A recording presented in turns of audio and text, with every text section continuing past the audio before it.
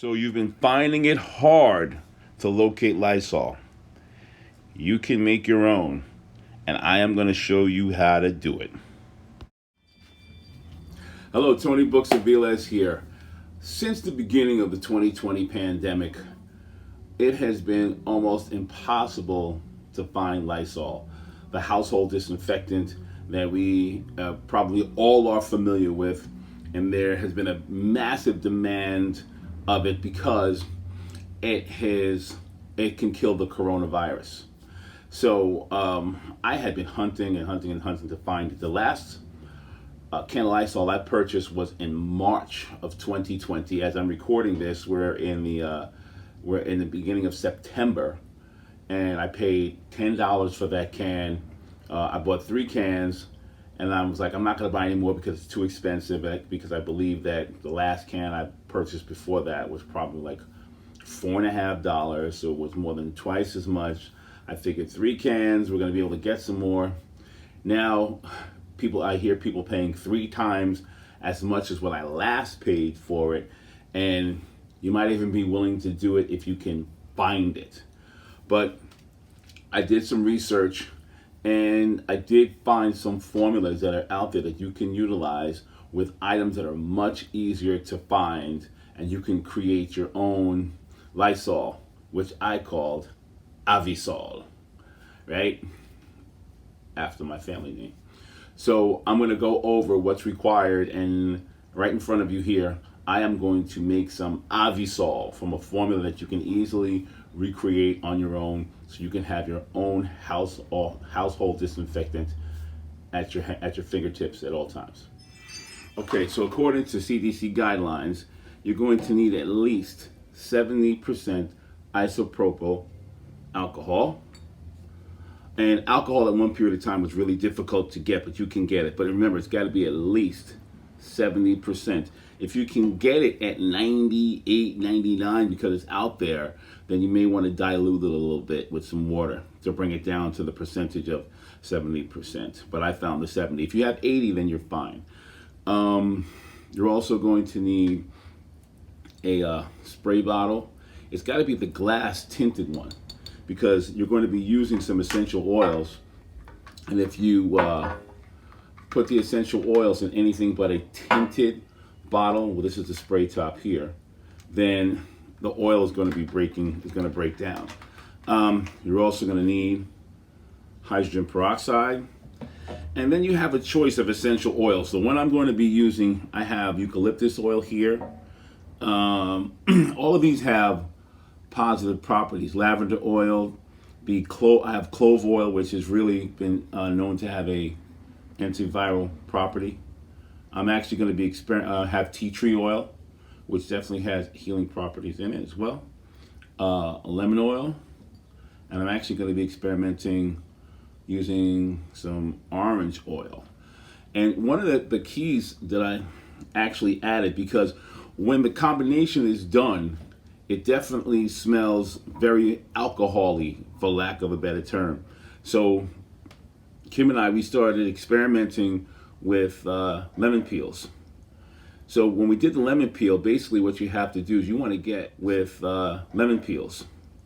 So when we did the lemon peel, basically what you have to do is you want to get some of that, what's underneath the skin, I forget what it's called, rind, pipple, I forget exactly what it's called. But you want to scrape as much of that out so you can make what you're going to put in the solution primarily peel. Then I have a measuring cup, because I have 32 ounces of alcohol here, and that's going to make 2 16-ounce bottles of Avisol. All right, so I'm going to measure this out. This is 8 ounces. Let me shift this stuff out of the way so you can see what I'm doing here. Because why not? We'll make both bottles. We'll make both bottles at the same time. Look, I already made a mess. Ready. So I'm gonna put 2 ounces, and let's see what my pouring skills are like here. Because obviously this is precious cargo, so you want to get it in the bottle as much as possible. Not bad.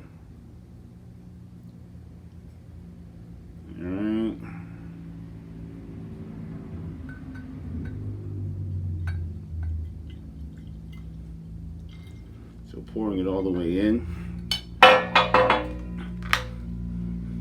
All right, let's get this up because once again we want to do 16 ounces. So here is your first 8 done. There's your second 8. All right, pouring skills.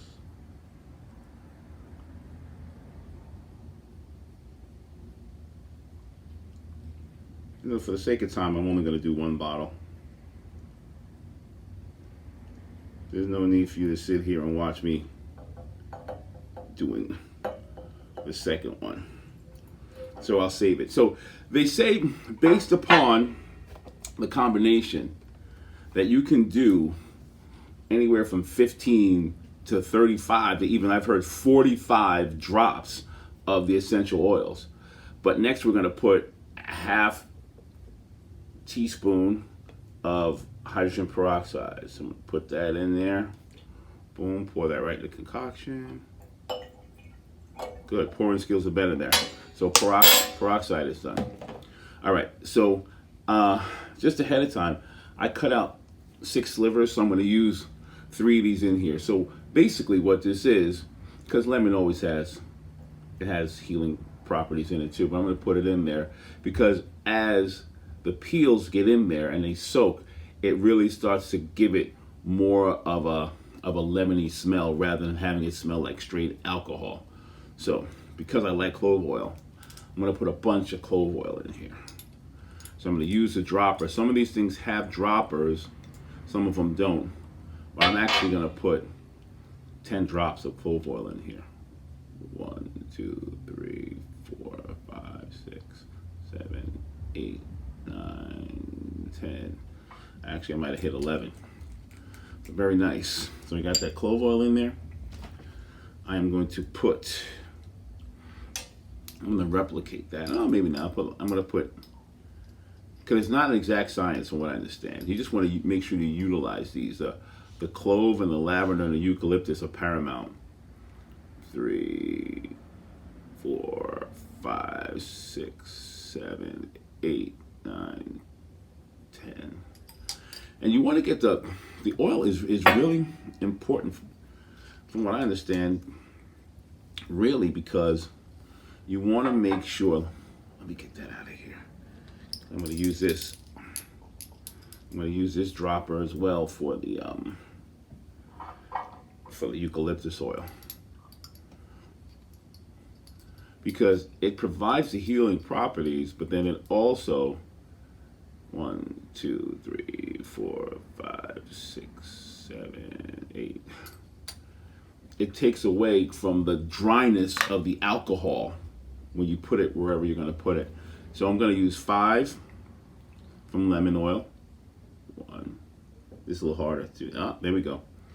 This is a top. It doesn't have a dropper. It's a top, and when you turn it over, so we can get a little out of control here. So I'm putting 5 in there. I'm going to put 5 of these. 1. This is orange oil. 2, 3, 4. Whoops. 5. You're good. And then I'm going to put 5 of tea tree oil. Let me see. There we go. Come on. 1, 2, 3, 4. God, good. Got it. All right. So at this point, the hard work is done. The only point I messed up in was with the pouring. So now I'm going to put the spray bottle in here. The spray bottle top on there. Squeeze it on real tight. Right. And from this point, I'm going to shake it up. Because I really want that mixture to happen. Shake it up, shake it up, shake it up, shake it up, shake it up. And then here it is. I'm just going to let it sit. At this point in time, as soon as you finish with this part of it, it is done and ready to spray. Right? And you can use it just like you would use Lysol. This is your household spray bottle. You got to get a few pumps out there in order for it to get into the tube. And after that, you would spray it. It's not going to be like an aerosol spray because it's a pump, but the premise is the same thing. The only thing that's important is the ingredients and that you use it appropriately. All right? There it is. Avisol. No Lysol, Just call Lysol. Here's a listing of some very popular essential oils and their benefits. You can utilize whatever combination you like to create your own version.